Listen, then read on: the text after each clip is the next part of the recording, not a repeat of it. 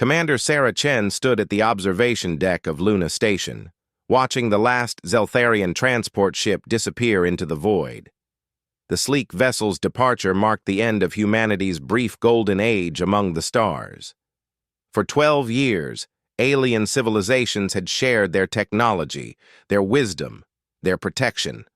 Now, in the span of 3 months, every single one had abandoned Earth. The silence in the command center felt heavier than the vacuum of space. Sarah's reflection stared back from the reinforced transparasteel, her dark eyes showing the exhaustion that had settled into every human leader across the solar system. At 35, she had never expected to become humanity's de facto military commander, but desperate times had a way of reshaping everything. "Commander, we're receiving the final diplomatic transmission from the Carathian embassy," Lieutenant Marcus Webb announced, his voice barely above a whisper. The young officer had aged a decade in the past month, his boyish features now marked by stress lines and hollow cheeks. Sarah turned away from the window. "Put it through to my personal communicator. I'll take it in conference room 7. The walk down the corridor felt like a funeral march. Every step echoed against metal walls that had once bustled with activity. Luna Station had been humanity's pride, a shining example of human-alien cooperation. Now it felt like a tomb. The halls that once hosted delegations from dozens of species now stood empty except for essential human personnel. Conference Room 7 had been designed for interspecies diplomacy. The adjustable atmospheric controls could accommodate 15 different breathing requirements. Temperature modulators had allowed beings from ice worlds and desert planets to sit comfortably around the same table. Now Sarah sat alone at the oval table, her hands folded as she activated the communication array. The hologram that materialized showed Ambassador Vexhai, a Carathian whose crystalline features had once sparkled with warmth during negotiations. Today, those same features appeared dim, almost gray. The translator device rendered his musical language into flat, emotionless English. "Commander Chen, this will be our final communication. The Carathian Republic has voted unanimously to sever all ties with humanity, effective immediately. Our evacuation ships departed your system at 0800 hours, Universal Standard Time." Sarah kept her voice steady despite the tightness in her chest. "Ambassador, we've followed every protocol. We've respected every quarantine measure. Our scientists have worked tirelessly to contain the situation." "The containment has failed." Vexhai's image flickered, the communication already suffering from distance.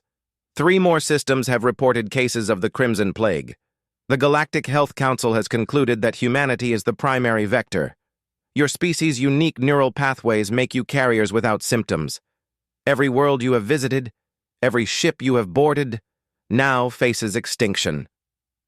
"But we didn't know," Sarah protested. "How could we have known?" "Ignorance does not excuse the consequences. 17 billion beings have died across 8 systems.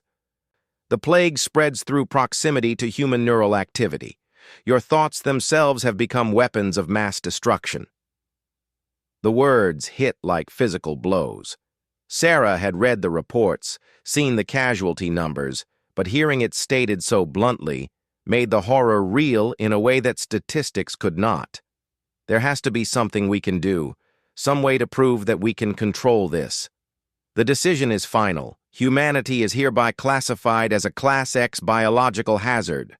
Any human vessel leaving your solar system will be destroyed without warning.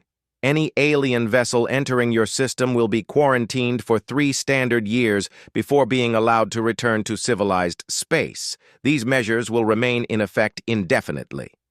Sarah stood, her chair scraping against the floor. "And what about trade? Medical supplies? The colony worlds that depend on Earth for food shipments? The colony worlds have been evacuated or sterilized. The Martian settlements, the Europa stations, the asteroid mining operations. All human presence beyond Earth has been eliminated to prevent further spread." The room seemed to spin. Sarah gripped the edge of the table to keep from falling. Eliminated? You're talking about murder. Those were families, children. They were disease vectors. The Galactic Council voted 847-0 in favor of containment. Even species that have never agreed on anything were unanimous in this decision. Humanity poses an existential threat to all sentient life. We can change, Sarah said desperately. We can adapt. We can find a cure. Commander, please understand, this is not a negotiation. This is a final warning. Any attempt by humanity to leave your system will be met with immediate and total destruction. The blockade fleet is already in position at the outer edge of your solar system. The hologram began to fade as the ship moved beyond communication range. Vex-High's final words echoed in the empty room. For what small comfort it may provide, know that this decision was not made lightly.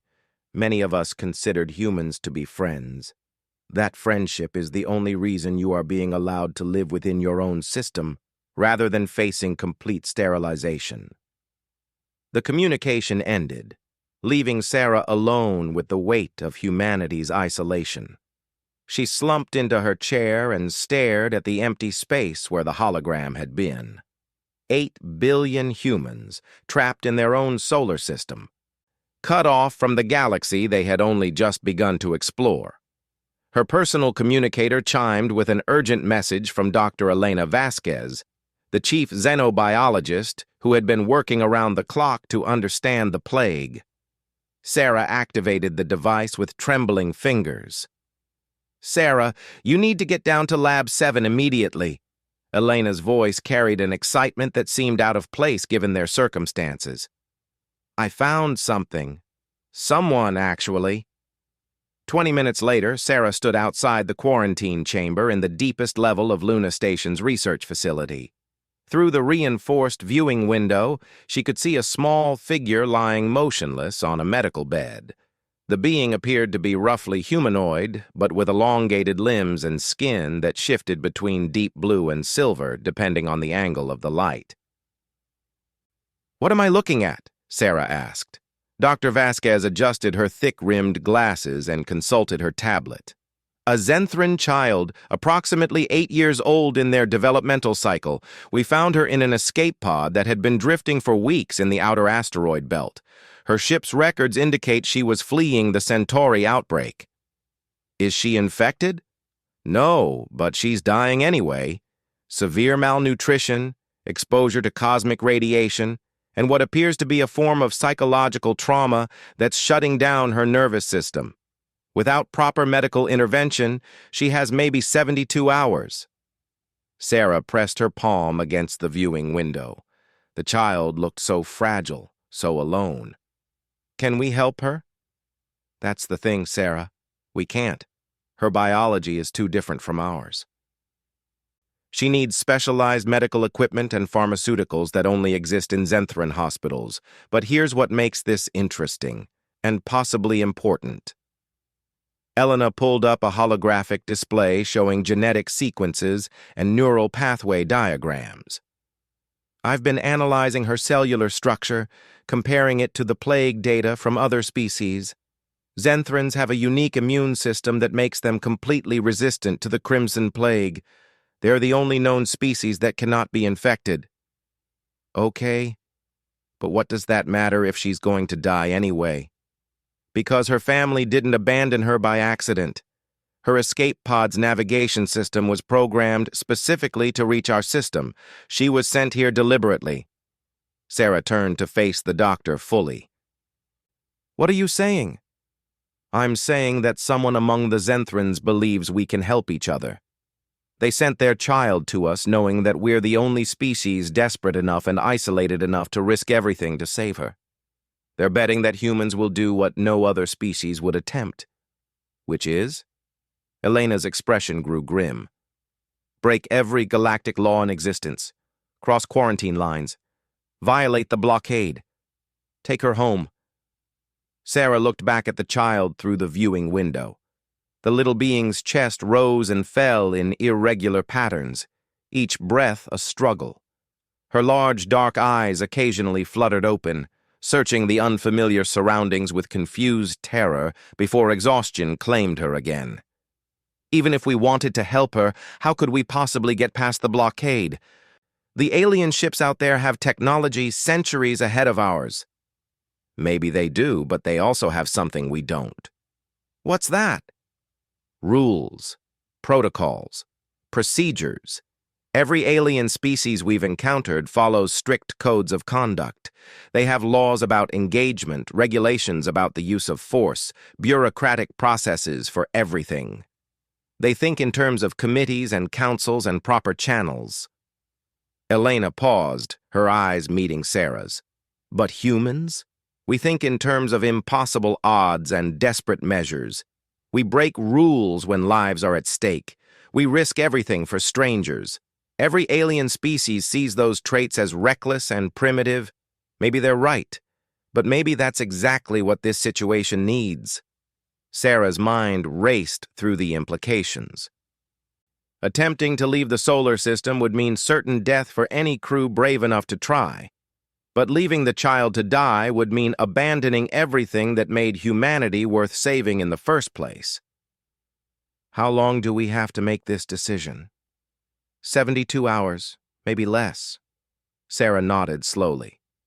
Set up a secure communication link to Earth. I need to speak with the Global Council. And Elena? Yes?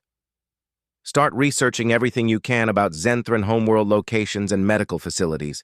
If we're going to do this, we're going to do it right.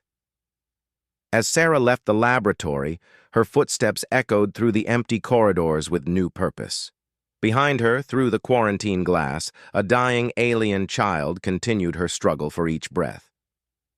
Ahead lay a decision that would either redeem humanity or ensure its complete destruction. The weight of 8 billion human lives pressed down on her shoulders, but for the first time in months, Sarah Chen felt something she had almost forgotten: hope. It was a desperate, impossible hope that might lead them all to destruction. But as she had learned over the past few months, sometimes desperate and impossible were the only options left. The next 72 hours would determine whether humanity would fade quietly into isolation or risk everything in one final act of defiance against a galaxy that had given up on them. Sarah knew which choice felt more human. The question was whether being human would be enough. In the depths of space, beyond the orbit of Pluto, the alien blockade fleet maintained its vigil. Massive ships from a dozen different species hung motionless in the void, their weapons trained on the inner solar system. Their crews had orders to destroy any human vessel that attempted to leave. Those orders had been given by civilizations that prized logic over compassion, safety over sacrifice. They had no idea they were dealing with a species that had never learned to accept the impossible as final. The clock was ticking, and Commander Sarah Chen had a choice to make that would echo across the galaxy. In a quarantine chamber deep within Luna Station, a dying alien child waited for an answer that would determine not just her fate, but the future of humanity itself. The abandoned had become the last hope. The question was whether they were brave enough to seize it. The emergency session of the Global Council convened in the deepest bunkers of Geneva, where the world's remaining leaders had gathered to hear what many expected to be humanity's final decision. Sarah Chen stood before the massive holographic display showing the faces of presidents, prime ministers, and military commanders from every remaining human settlement on Earth. President Martinez of the American Federation leaned forward in his chair, his weathered face grave with exhaustion. Commander Chen, before we begin, I need to know, is there absolutely no other way to save this child? Sarah's response was direct and uncompromising. The medical equipment she needs doesn't exist in our solar system. The Zenthrans took it with them when they evacuated. Even if we had the technical specifications, we lack the materials and the time to build it from scratch. Chancellor Weber from the European Coalition shook her head. And you're asking us to authorize a suicide mission. Even if, by some miracle, a ship managed to break through the blockade, The crew would never make it back alive. With respect, Chancellor, we're all going to die anyway, Sarah replied. Maybe not today, maybe not next year, but we're a species in isolation. No new technology, no new resources from beyond our system, no genetic diversity from other worlds. We're looking at slow extinction. Dr. Vasquez appeared beside Sarah, her tablet displaying medical readouts. The child's condition is deteriorating faster than expected. We have 48 hours at most. After that, even perfect Zenthran medical care won't be enough. Prime Minister Chen Okafor of the African Union raised his hand. Dr. Vasquez, in your professional opinion, what are the odds that returning this child will change how the galaxy views humanity? Elena adjusted her glasses, choosing her words carefully. The fact that the child was sent to us specifically suggests that at least some Zenthrans believe in our capacity for redemption. The Zenthrans are one of the most respected species in the galaxy. If we can prove to them that humans are capable of self-sacrifice and moral courage, it might open diplomatic channels. Might, emphasized General Nakamura from the Pacific Alliance.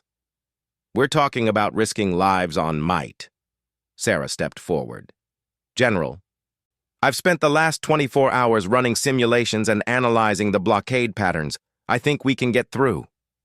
The room fell silent. President Martinez spoke first. How? The blockade ships are maintaining position at the heliopause, roughly 90 astronomical units from Earth. They're positioned to intercept any ship using conventional propulsion or known alien technology, but they're not watching for something they don't expect. Sarah activated a holographic display showing the solar system and the positions of the blockade fleet. Every alien species we've encountered uses clean energy sources, fusion, antimatter, zero-point fields. They consider nuclear fission to be primitive and dangerous. Because it is, Chancellor Weber interjected, exactly, which is why they're not scanning for fission signatures. They assume no space-worthy civilization would use such crude technology for interstellar travel. Dr. Richard Hayes, humanity's leading physicist, appeared on the display from his laboratory on Ceres. Sarah's proposal involves mounting a nuclear pulse propulsion system on a modified deep space mining ship. Essentially, we'd be riding controlled nuclear explosions across interstellar space. The room erupted in concerned murmurs. President Martinez raised his hand for quiet. Dr. Hayes, is such a thing even possible? Possible, yes. Safe, absolutely not. The radiation exposure would be lethal for the crew within weeks. The acceleration forces would be barely survivable even with our best inertial dampening systems. And the fuel requirements would exhaust our remaining nuclear material reserves. But it would get us there? Sarah asked. It would get a ship there, assuming it held together. Whether the crew would survive the journey is another question entirely. Elena stepped forward again. I might have a solution for the crew survival issue. I've been analyzing the Zenthran child's escape pod. Her species uses a form of induced hibernation for long voyages. I think I can adapt the technology for human physiology. Think? General Nakamura's voice carried obvious skepticism. I've run preliminary tests on volunteer subjects. The process works, but it's risky. Brain activity slows to barely detectable levels. Metabolism drops by 90%. The subject exists in a state somewhere between sleep and death. Sarah nodded. How many people could we put into hibernation? In a modified mining ship? 4, maybe 5. Any more and we wouldn't have room for the necessary life support systems. The debate that followed lasted 6 hours. Every aspect of the mission was analyzed, questioned, and argued. The risks were enormous, the chances of success minimal, and the potential consequences of failure catastrophic. When the final vote was called, the result was closer than anyone had expected. 53 votes in favor, 47 against. President Martinez delivered the decision with a heavy heart. Commander Chen, By the narrow authority granted to us by this council, you are authorized to proceed with the rescue mission. May God help us all." Within 12 hours, Luna Station had transformed into a hive of desperate activity. The mining ship Defiant was brought into the main construction bay, where teams of engineers worked around the clock to install the nuclear pulse propulsion system. The ship's cargo holds were converted into hibernation chambers, using technology reverse-engineered from the Zenthran escape pod. Captain James Morrison, a veteran of the asteroid mining runs, volunteered to pilot the mission despite being told clearly that it was a one-way trip. At 52 years old, Morrison had spent more time in deep space than any other living human. His gruff exterior concealed a mind that could navigate by starlight and a heart that couldn't abandon a dying child. "Commander, I've flown ships through asteroid fields, solar storms, and cosmic radiation clouds," Morrison told Sarah as they reviewed the mission plans. "This is just another navigation problem. Harder than most, but not impossible." The mission specialist was Dr. Yuki Tanaka, a xenobiologist who had worked extensively with alien medical systems. Her expertise would be crucial for keeping the Zenthran child alive during the journey and interfacing with medical facilities on the Zenthran homeworld. Dr. Tanaka was 28 years old and had joined the project specifically because, in her words, someone needs to speak for the species that can't speak for themselves. The third crew member was Lieutenant Sofia Rodriguez, a communications officer who spoke 17 different alien languages and had served as humanity's primary diplomatic interpreter. Her presence would be essential if they actually reached Zenthran space and needed to negotiate with local authorities. Rodriguez had lost her entire family in the plague evacuations and viewed the mission as a chance to prove that their deaths had meaning. The final crew member was perhaps the most controversial choice, the Zenthran child herself. Dr. Vasquez had concluded that attempting to treat her during the journey would require constant monitoring and adjustment that could only be provided by someone with intimate knowledge of her physiology. Since no human possessed such knowledge, they would have to rely on the child's own biological responses to guide treatment decisions. "It's barbaric," Dr. Hayes protested during one of the planning sessions. "We're essentially using a dying child as her own medical consultant." "It's the only option we have," Elena replied firmly. "Her neural patterns will provide real-time feedback about her condition.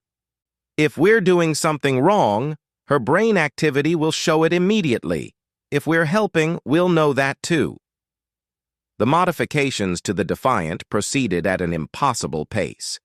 The nuclear pulse propulsion system required completely rewiring the ship's power distribution network. The hibernation chambers demanded environmental controls more precise than anything previously installed on a human vessel. Most challenging of all, the navigation systems had to be programmed for a journey to a star system whose exact location was classified information held only by the evacuated alien embassies. Elena solved this problem through careful analysis of the escape pod's flight recorder. By tracing the trajectory backward and cross-referencing it with known stellar cartography, she managed to identify 3 possible Zenthran systems. The closest was 47 light-years away, a journey that would take 8 months at maximum acceleration. During the final week of preparation, the alien blockade began showing signs of increasing attention to human activities. Long-range sensors detected patrol ships moving closer to the inner system.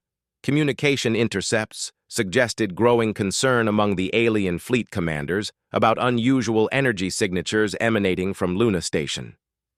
"They're getting suspicious," Lieutenant Webb reported during the final mission briefing. "Our nuclear tests are registering on their instruments. They know we're building something." Captain Morrison studied the tactical display showing the positions of alien ships. "How long before they decide to investigate directly?" "According to our analysts, maybe 72 hours. After that, they'll likely send an inspection team to Luna Station." Sarah felt the weight of the countdown pressing against her chest. "Then we launch in 60 hours. Ready or not?" The final 48 hours passed in a blur of last-minute adjustments and frantic system tests. The Defiant's new engines performed admirably during static tests, but the real challenge would come during actual flight. The hibernation systems showed promising results with volunteer test subjects, though the long-term effects remained unknown. On the night before launch, Sarah found herself once again in the observation deck, staring out at the stars that had once promised humanity a bright future among the cosmos. The alien blockade ships were invisible at this distance, but their presence was felt like a weight pressing down on her shoulders. Elena joined her at the viewing window, holding 2 cups of coffee that had become precious commodities since the embargo began. Having second thoughts? Every minute, Sarah admitted. We're asking 4 people to die for the chance of saving 1 life. From a purely mathematical standpoint, it makes no sense. Mathematics don't govern everything, though, Elena replied. Sometimes the most important decisions can't be reduced to numbers. Tell that to the families of our crew members. Captain Morrison doesn't have any family left. The Martian evacuation saw to that. Dr. Tanaka lost her parents in the first wave of quarantines. Lieutenant Rodriguez volunteered specifically because she has nothing left to lose. Sarah turned to face her friend. And Dr. Vasquez? What's her excuse for supporting this insanity? Elena smiled sadly. Dr. Vasquez believes that sometimes being human means doing impossible things for strangers. She believes that's what makes us worth saving, despite all the evidence to the contrary. The morning of launch dawned clear and cold in the artificial atmosphere of Luna Station. The Defiant sat in the launch bay, its hull scarred from the installation of the nuclear pulse system, looking less like a starship and more like a barely controlled explosion waiting to happen. The crew gathered in the airlock for final goodbyes. Captain Morrison shook hands with each member of the engineering team. Dr. Tanaka hugged Elena and whispered something in Japanese that made both women cry. Lieutenant Rodriguez saluted Sarah with military precision, then broke protocol to embrace her commanding officer. Bring her home, Sarah whispered. We will, Rodriguez replied. One way or another. As the crew sealed themselves into the hibernation chambers, Sarah monitored their vital signs from the control room. One by one, their life signs slowed to barely detectable levels. In the medical bay, the Zenthran child was loaded into a specially designed life support pod that would maintain her condition during the acceleration phase. The launch countdown proceeded with mechanical precision. At T-minus 60 seconds, long-range sensors detected movement among the alien blockade ships. Several vessels were changing course, heading toward the inner system at high speed. Commander, we have incoming ships, Lieutenant Webb announced. ETA approximately 4 hours. Sarah activated the ship's communication system. Defiant, this is Luna Control. You are cleared for immediate launch. Captain Morrison's voice came back faintly through the hibernation interface. Understood, Luna Control. Beginning launch sequence. The nuclear pulse system engaged with a flash of light that temporarily overwhelmed the station's sensors. When the glare faded, the Defiant was already accelerating toward the outer system at speeds no human vessel had ever achieved. Behind it, a trail of ionized particles marked its passage like a comet's tail. Within the ship, the crew lay unconscious in their hibernation pods, their bodies sustained by technology they barely understood. In the medical bay, a dying alien child continued her struggle for survival, carried forward by the desperate hope of a species that had been abandoned by the galaxy but refused to abandon others. The impossible journey had begun. In the vast emptiness between the stars, 4 humans and 1 alien child raced against time, physics, and the combined military might of dozens of civilizations that had pronounced humanity too dangerous to live among the stars. Behind them, Luna Station continued its silent vigil, monitoring long-range sensors for any sign that the mission had succeeded. Ahead lay a journey that would test every assumption about human nature, alien politics, and the thin line between heroism and suicide. The galaxy had written humanity off as a failed experiment in consciousness. The crew of the Defiant was about to prove them wrong or die trying. Captain Morrison's eyes opened to the soft hum of the hibernation chamber's revival cycle. 8 months of induced sleep ended with the gradual return of consciousness, like surfacing from the bottom of a deep, dark ocean. His body felt weak and unfamiliar, muscles atrophied from months of inactivity. The first sensation that registered was pain, a dull ache that seemed to emanate from his bones themselves. "Status report," he croaked into the communication system, his voice barely recognizable after months of silence. Dr. Tanaka's voice responded from the medical bay, equally weak but alert. "All crew members successfully revived. The child's condition has stabilized but remains critical. We have approximately 18 hours before her system begins shutting down again." Morrison struggled to sit up in his pod, his vision slowly clearing as the hibernation drugs worked their way out of his system. Through the small porthole beside his chamber, he could see stars, but not the familiar constellations of human space. These were alien stars, arranged in patterns that no human had ever seen before. "Rodriguez, do we have a position fix?" Lieutenant Rodriguez's voice came through the communication system, stronger than the others. "Confirmed arrival at the Zenthrax system, Captain. We're currently at the edge of the system's asteroid belt, approximately 12 astronomical units from the primary world." "And our welcoming committee?" "That's where things get complicated." Morrison forced himself to stand, using the chamber's support rails to maintain balance. Each step toward the bridge felt like walking through thick mud, but determination drove him forward. When he finally reached the command center, the main screen showed a sight that made his heart sink. The space around Zenthrax Prime was filled with ships. Dozens of vessels from multiple alien species formed a defensive perimeter around the planet. The configuration was unmistakable. It was a quarantine fleet, just like the one that had trapped humanity in their own solar system. Dr. Tanaka joined him on the bridge, moving with the careful steps of someone still recovering from hibernation. Her face was pale but determined as she studied the tactical display.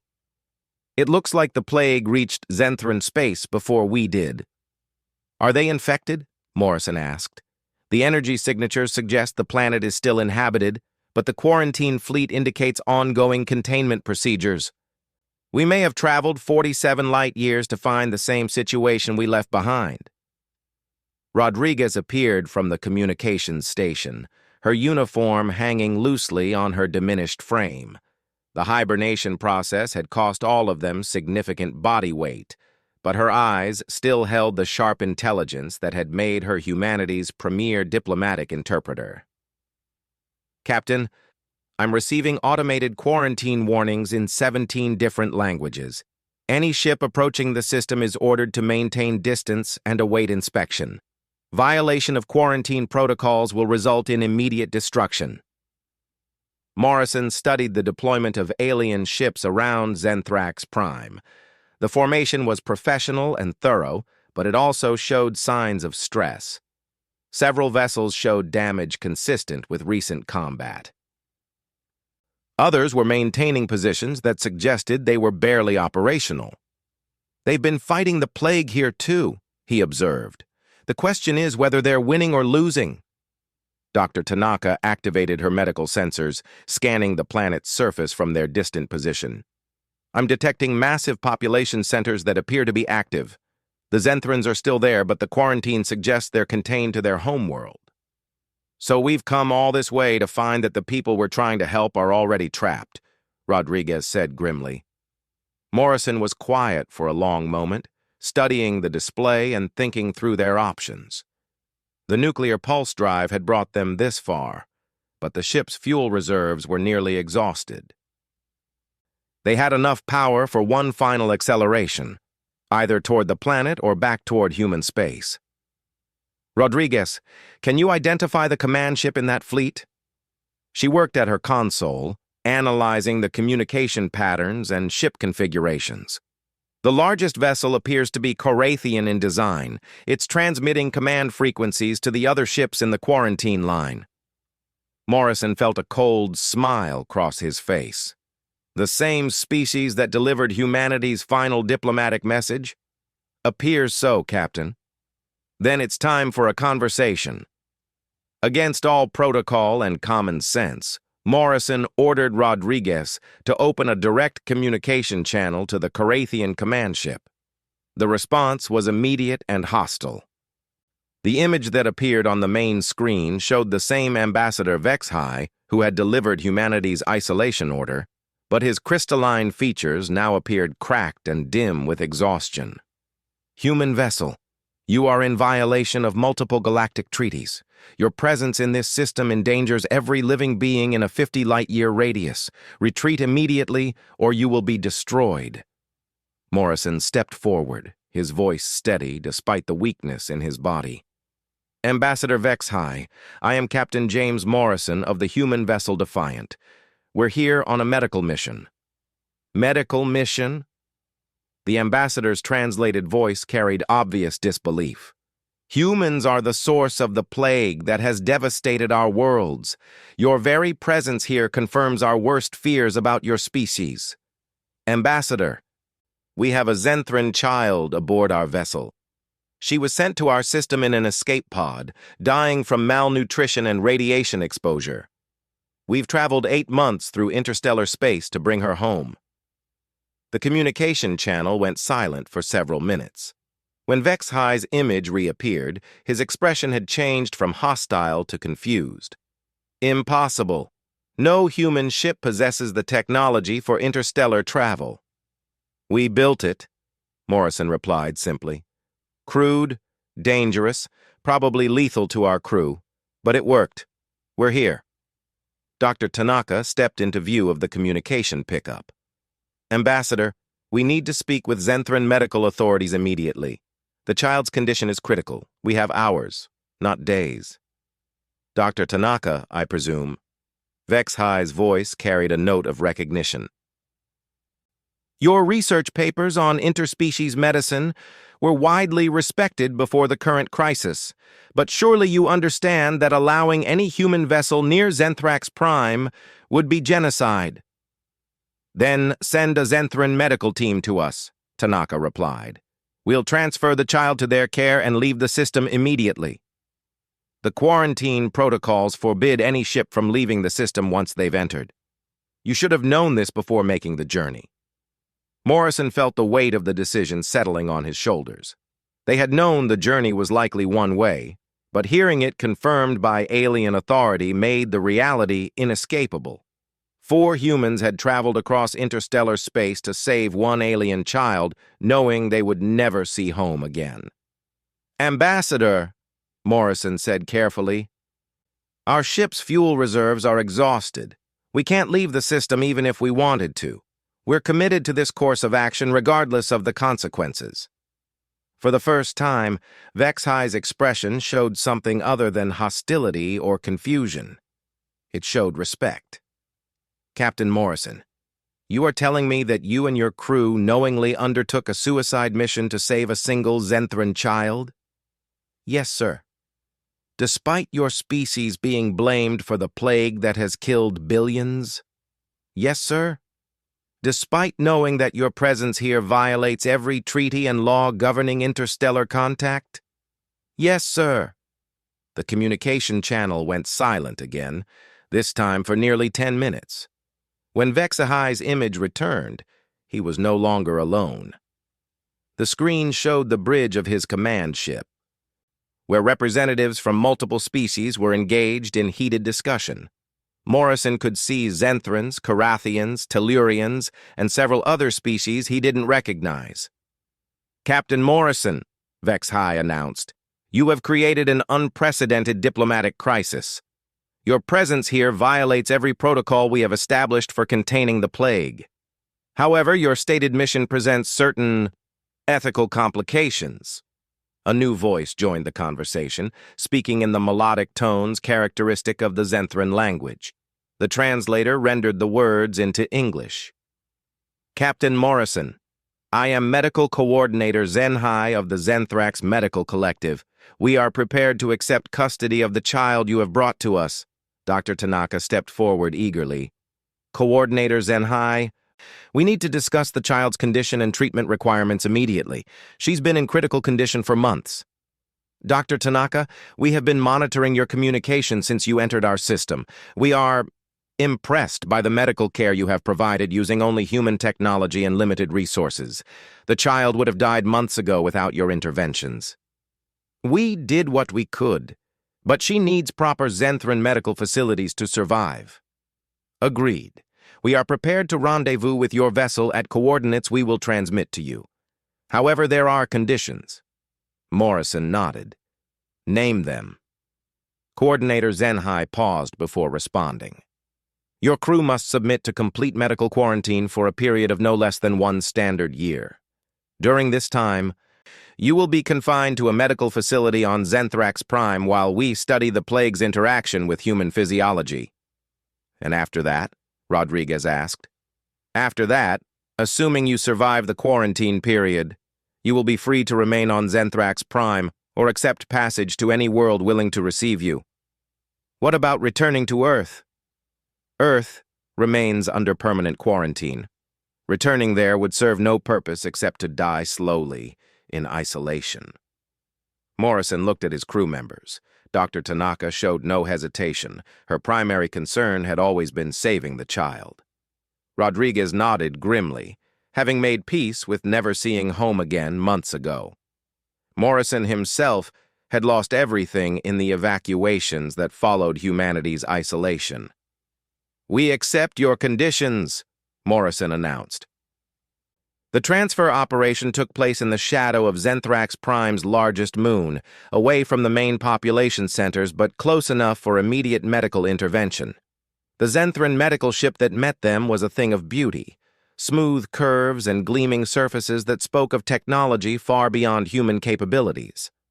Dr. Tanaka personally supervised the transfer of the child to Zenthran care. As the medical team worked to stabilize their patient, Morrison found himself in conversation with Coordinator Zenhai through the communication link between the two ships. Coordinator, I need to ask you something directly, Morrison said. Was this child sent to us deliberately? Zenhai's melodic voice carried a note of sadness. Yes, Captain.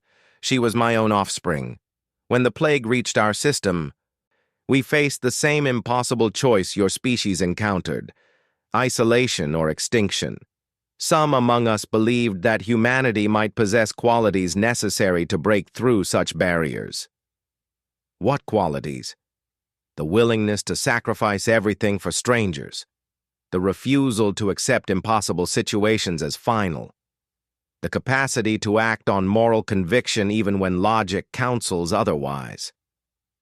Morrison felt a heavy weight settling in his chest. You sent your child across interstellar space hoping that humans would be reckless enough to bring her back? I sent her hoping that humans would be brave enough to prove they deserved a place among the stars. The medical team reported success. The child's condition had stabilized, and with proper care, she would make a full recovery. As the Zenthran medical ship prepared to escort the Defiant to the quarantine facility, Coordinator Zenhai made one final transmission. Captain Morrison, your actions here today will be reported to the Galactic Council. The fact that humans were willing to risk extinction to save a single alien child, despite being blamed for that child's species' suffering, presents a perspective that many had not considered. Will it make a difference? Rodriguez asked. Perhaps. The galaxy believed that humanity was too dangerous and too selfish to exist among civilized species.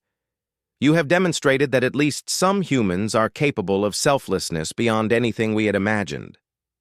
As the Defiant followed the Zenthran ships toward the quarantine facility, Morrison stood on the bridge watching the alien world grow larger in the view screen. It wasn't the homecoming any of them had imagined as children dreaming of the stars.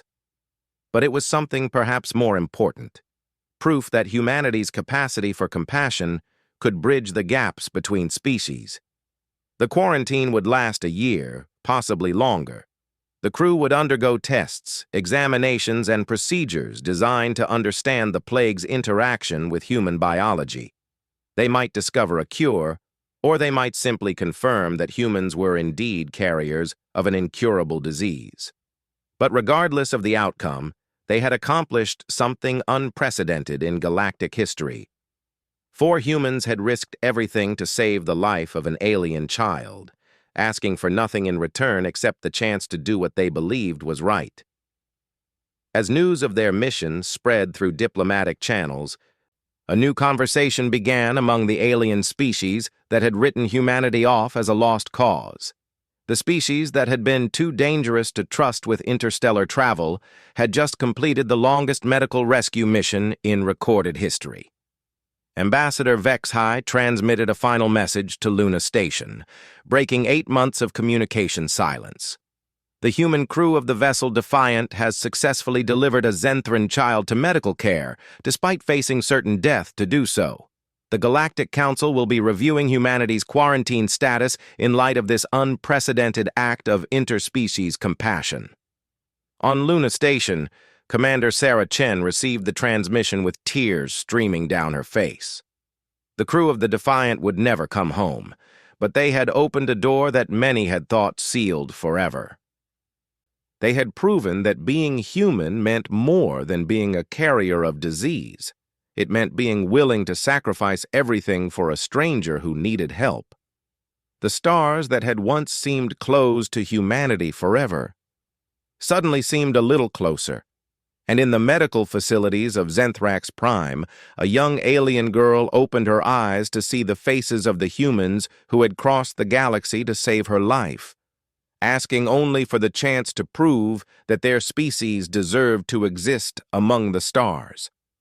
The abandoned had become the redeemed, not through grand gestures or superior technology, but through the simple act of refusing to let a child die alone. It was perhaps the most human thing they could have done, and it had made all the difference in the galaxy.